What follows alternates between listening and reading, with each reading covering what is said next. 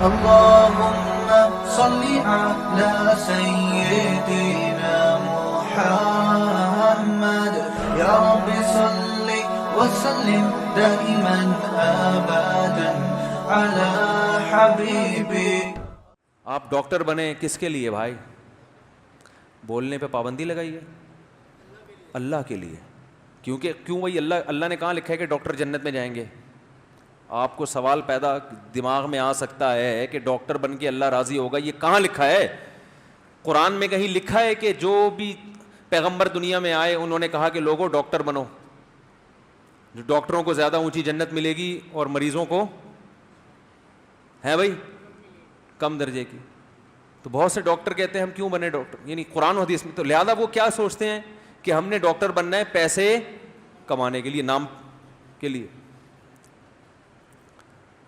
تو ڈاکٹر بننے کی بڑی فضیلت ہے. اگر آپ وہ چشمہ لگا کے دیکھو جو قرآن و حدیث کو سمجھنے کے لیے ضروری ہے. قرآن اصول بیان کرتا ہے، کبھی جزیات کے ضمن میں، کبھی ویسے ہی اصول بھی بیان کر دیتا ہے.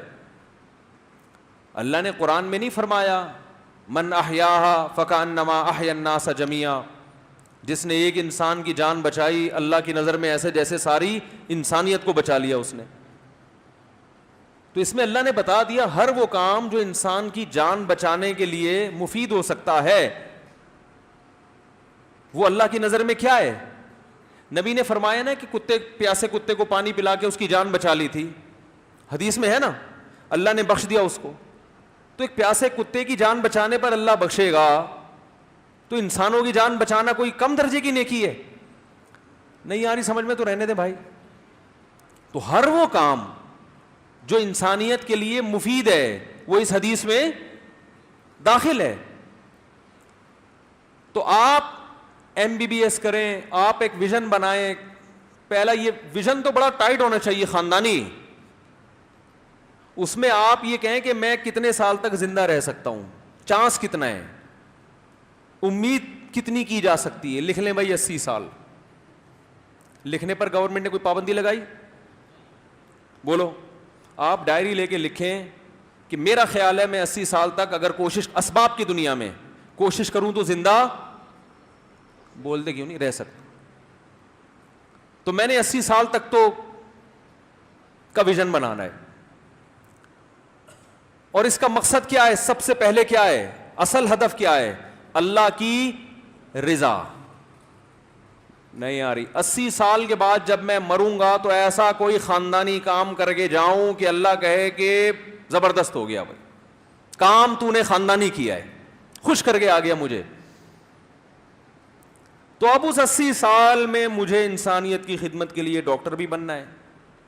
پھر فلاں شعبے میں انسانیت کو خدمت کی زیادہ ضرورت ہے. فلاں شعبے میں ضرورت نہیں ہے، پیسہ ہے. فلاں میں ضرورت بھی ہے اور پیسہ بھی ہے. دوسرے شعبے میں تو ترجیح کس کو دے گا؟ ابے دوسرے کو دے گا نا، کیونکہ اصل مقصد کیا ہے؟ اللہ کی رضا. تو ہر وہ چیز جو اللہ کی رضا سے میچ کر رہی ہوگی نا اس کو اختیار کرے گا. جو نہیں ہے، پلاسٹک سرجری، جس میں پلاسٹک سرجری کی بھی چلیں ضرورت ہوتی ہے، لیکن بعض لوگ جو فلمی ایکٹر ہوتے ہیں نا ان پہ ڈسٹیمپر کا کام کرتے ہیں. یہ کوئی بڑا ویژن ہے؟ ارے آپ نے ویژن بنایا کہ میں اللہ کو راضی کروں گا تو اب میں نے بیوٹی پارلر کھولنا ہے خاندانی قسم کا. اس میں کیا ہوگا؟ دولہا تیار کروں گا. تو بیوٹی میں بلکہ اس سے بھی زیادہ دلہن تیار کروں گا. ایسے بھی ہیں مرد کیا کر رہے ہیں، اس سے اللہ راضی ہو جائے گا ہے بھائی.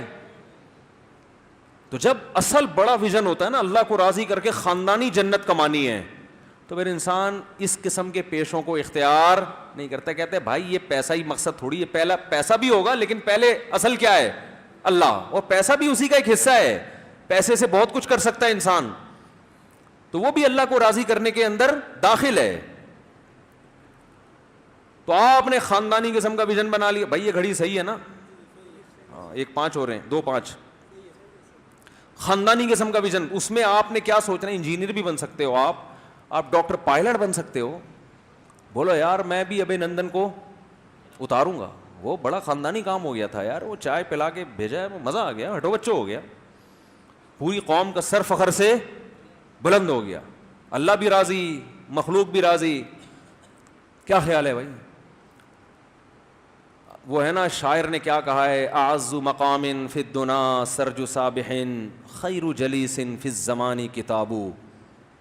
شاعر نے کہا ہے یہ جو آج کل لڑکے دلہنوں کو تیار کر رہے ہیں, مجھے تو پہلے یقین نہیں آ رہا تھا, مجھے پچھلے ہفتے پتہ چلا کہ مردوں نے بیوٹی پارلر کھولے ہوئے ہیں, لڑکیوں کو خود اپنے مبارک ہاتھوں سے تیار کرتے ہیں.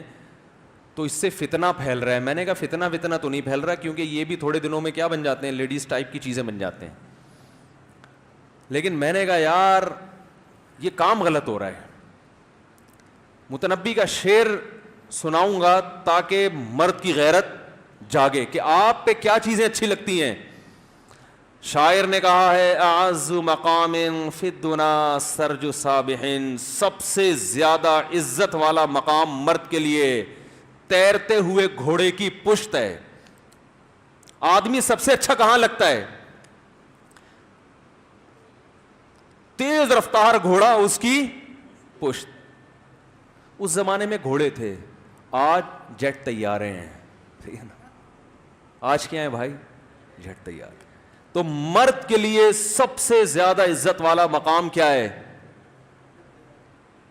تیرتے ہوئے جہاز کی پشت, اور سامنے ابے نندن, مقابلہ.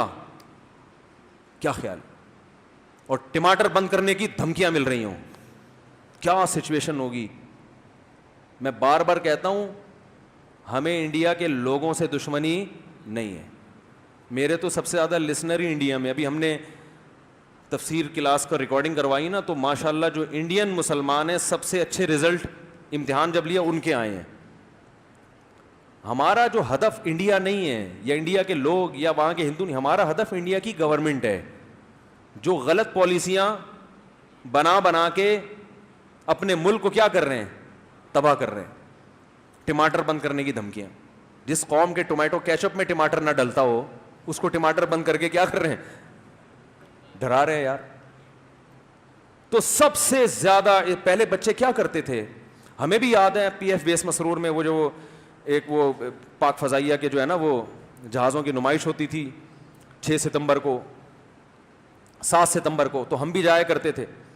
تو ہمیں بھی دل چاہتا تھا کیا بنے, پائلٹ بنے. ہم نے وہ بچپن میں پائلٹ کی وہ جہازوں میں بیٹھ کے تصویریں کھنچوائیں. یہ بچوں کے شوق ہوا کرتے تھے. بچوں کے شوق بھی کیا ہو رہے ہیں, چینج. ہائے اللہ ہوئی اللہ والے بنتے چلے جا رہے ہیں. اور ان کا بھی ظاہر ہے جب یہ بیوٹی پارلر دیکھیں گے کہ دلہن کو وہ کر رہا ہے تو اس کا بھی یہی دل کرے گا ابو میں بڑے ہو کر کیا کروں گا, ہیں بیوٹی پارلر کھولوں گا.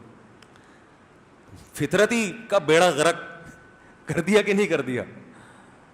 تو متنبی کہتا ہے اعز مقام فی الدنا سرج صابح, سب سے بہتر مقام مرد کے لیے کیا ہے, تیرتے ہوئے گھوڑے کی پشت. وخیر جلیس فی الزمان کتاب, بہترین ہم نشیں کتاب ہے. آج گرل فرینڈ بن چکی ہے بہترین ہم نشیں, ہر وقت گھسا رہے گا. شادیوں میں بھی جاتے ہیں تو لیڈیز ڈپارٹمنٹ میں گھسنے کی کوشش کر رہے ہوتے ہیں. گھٹیا حرکت.